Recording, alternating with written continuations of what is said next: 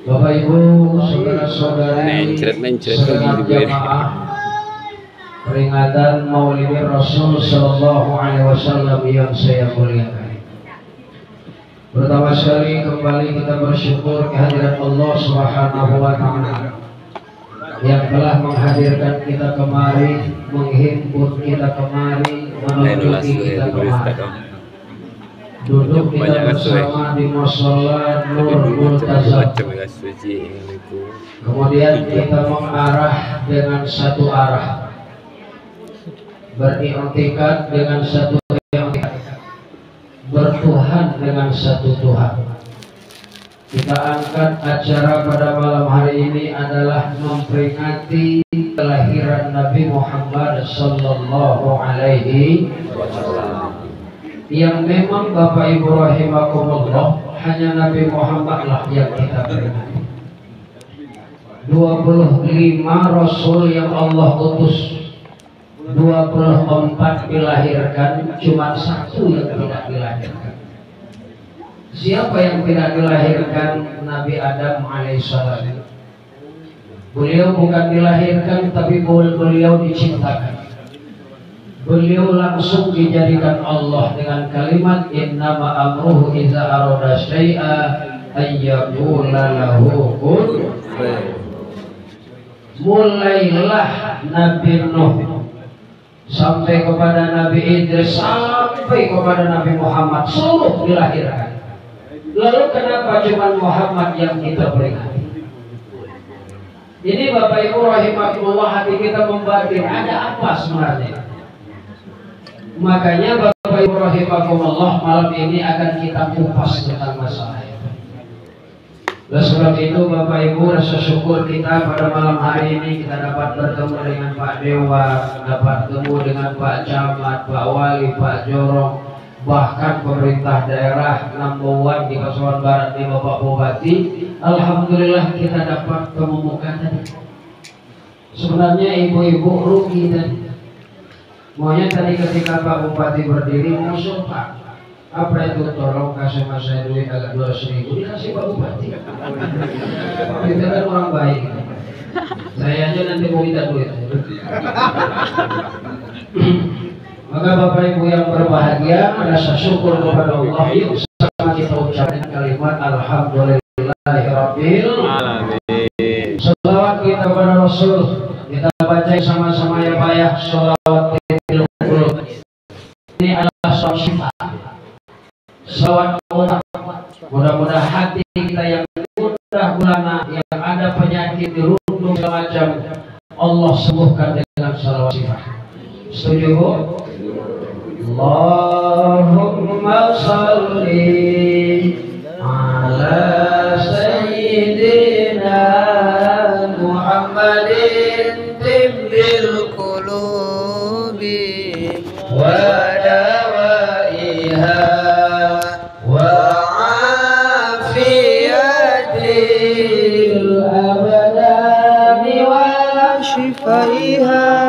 ونور الأبصار وليائها وعلى آله وصحبه وسلم. Ibu-ibu diajak sholat syifa gak mau tinggi suaranya, tapi kalau diajak beko lagu la ilaha bukan barendo. Bapak Ibu yang berbahagia, yang sama kita hormati tentunya Bapak Bupati Pasuruan Barat. Mudah-mudahan Allah memberikan kesempatan kedua untuk beliau menduduki kursi pertama di Pasuruan Barat ini. Amin. Ya Rabbal Alamin. Kemudian Bapak Dewan juga demikian, sekali di Bedayung 20 tahun sekali duduk jadi Dewan dan kedua. Kemudian Pak Camat kita mudah-mudahan beliau tetap duduk di kursinya menjadi camat. Kemudian Pak Wali, Pak Jorong. Tidak terlupa kalau pentingnya adalah tokoh-tokoh ulama. Ulama ini Bapak Ibu yang berbahagia, pangkatnya langsung diberikan Allah. Kalau pemerintah yang lain yang memberikan itu adalah manusia yang lain, Pak. Tapi kalau ulama, tidak ada bupati yang angkat ulama, tidak ada presiden yang angkat ulama. Yang mengangkat ulama itu adalah Allah. yang maknanya adalah ulama, bukan ulama. Kalau di dalam kalimat ilmu tafsirnya, ulama dengan ulama itu. Kalau ulama awalnya alif, kalau ulama awalnya ain. Allah turunkan ke dunia ini yang pertama itu adalah ain lam mim, baru ain mim lam. Yang pertama Allah turunkan adalah ilmu, barulah Allah turunkan amal. Makanya ilmu amal. Sampai baginda Rasul menyampaikan dengan kalimat man amila bila ilmin amaluhu mardudah. Siapa yang beramal tanpa didasari dengan ilmu, amalnya ditolak oleh Allah Subhanahu wa taala. Hari ini ibu-ibu udah banyak seperti itu. Dulu 15 tahun yang silam di Kapa ini kalau ibu-ibu sholat pakai mukena warna putih, ya Pak? Ya Bu? Ya Bu? Bu? Ya Bu? Hari ini udah warna-warni, ada yang silver, ada yang merah, ada yang ini itu segala macam. Padahal kata baginda Rasul, khairul malabis malabisul baydah. Sebagus-bagus warna kain untuk beribadah yang disukai oleh Allah adalah warna putih. Tuh Bapak lihat mereka yang tawaf di Ka'bah warna putih. Mereka yang wafat dibajukan dengan kain kafan warna putih. Maka Bapak Ibu rahimakumullah, siapa perempuan yang sholat pakai mukena selain warna putih, maka tidak ada pahala bagi diri. Kalau ibu marah-marah, lempar saja MC ke sana. Kamu mana usah datang kemari dulu. Bapak Ibu yang berbahagia, kalau karena murah, katakan yang benar walaupun memang pahit. Baik rahimakumullah, andai kata sudah warna-warni Bu, datang Bu ke mushola, datang ke masjid, akhir kalimat bahasa Minangnya Bu, basiradu ranca. Nih mau kena mendingin ini, abang saya beli di Tanah Abang nih. Kalau sudahlah basiranca, kalau bahasa kami di Mandailing basiradu deges yang Bu, basiradu deges. Baik Ibu yang berbahagia Allah rahimakumullah, andaikan sudahlah saling ingin cantik, ingin itu segala macam, berarti sudah ditanam sifat ria, ya maksudnya si ria. Kata Rasul, sekali saja kita berbuat ria di dunia ini, Allah hapuskan amal ibadah kita selama 60 tahun. Nauzubillah min dzalik. Sekali saja 60 tahun ibadah dihapus oleh Allah Subhanahu wa taala, ditik oleh Allah Subhanahu wa taala. Umur kita aja belum sampai segitu. Nah ini Bapak yang berbahagia, ini makna maulid. Makanya Bapak Ibu yang dirahmati Allah Subhanahu wa taala, maulid ini harus kita angkat, harus kita syiarkan, harus kita besarkan.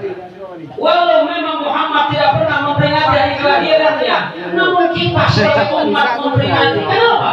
Kata Abu Bakar begini Pak, imannya orang sekarang, kata Abu Bakar ketika beliau hidup, belum seberapa bila dibandingkan dengan umat yang akan datang.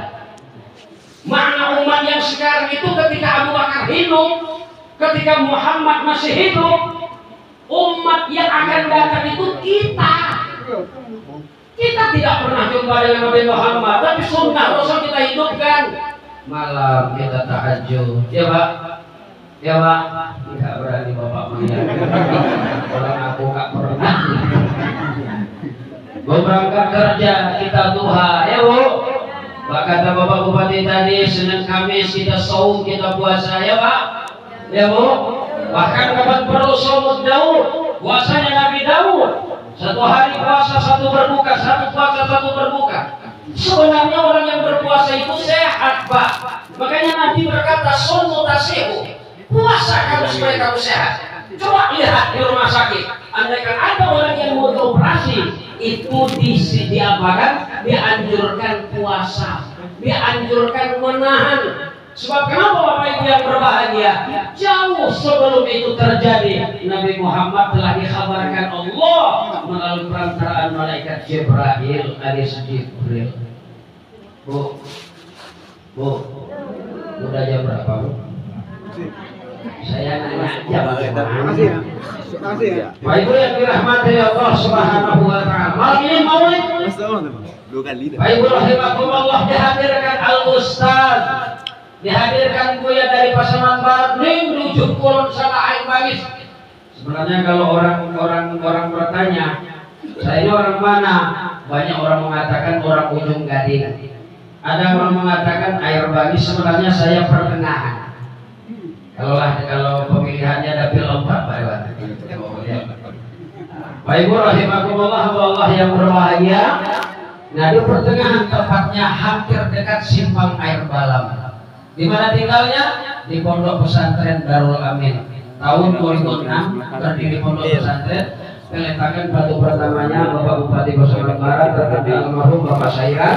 Kebetulan Bapak Bupati kita waktu itu menjabat kasih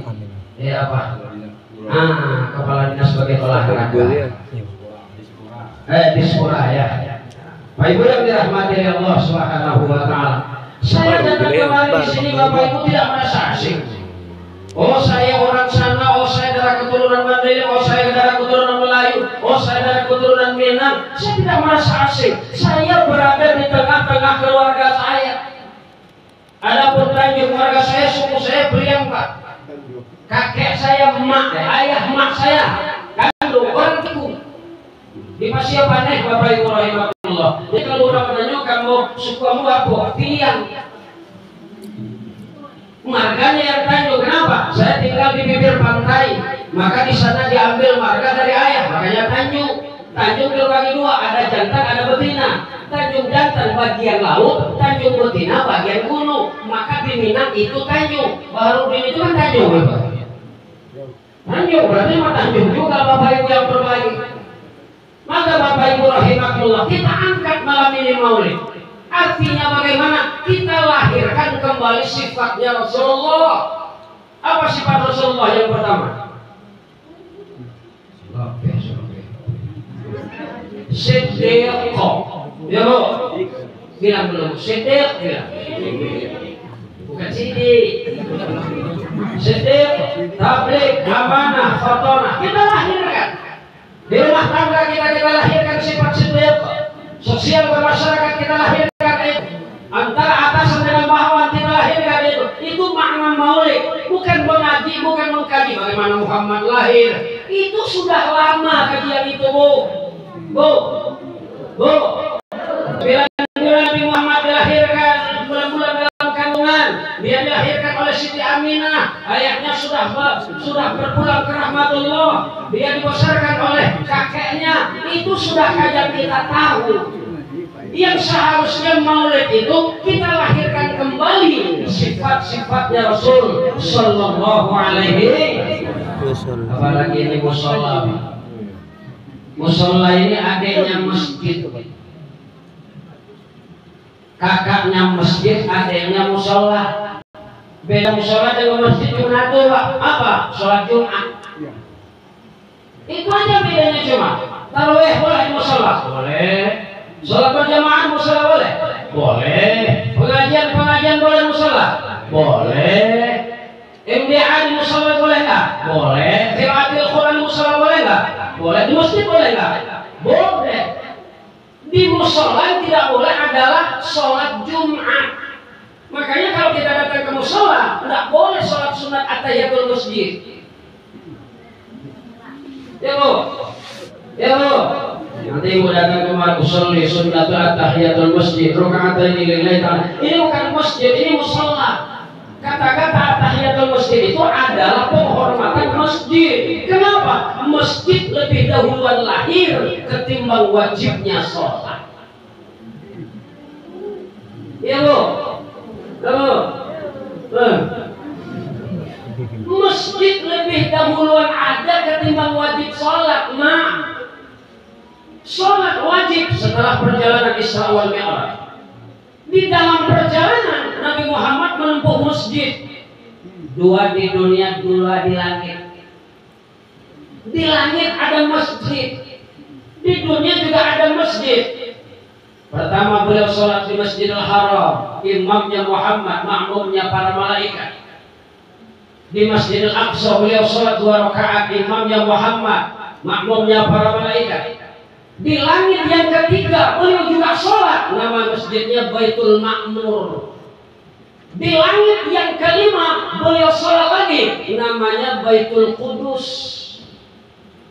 Padahal beliau menjemput perintah sholat, tapi beliau melintasi masjid, melewati masjid, mendiami masjid, tafakkur di dalam masjid, melapor di dalam masjid, mengadu di dalam masjid.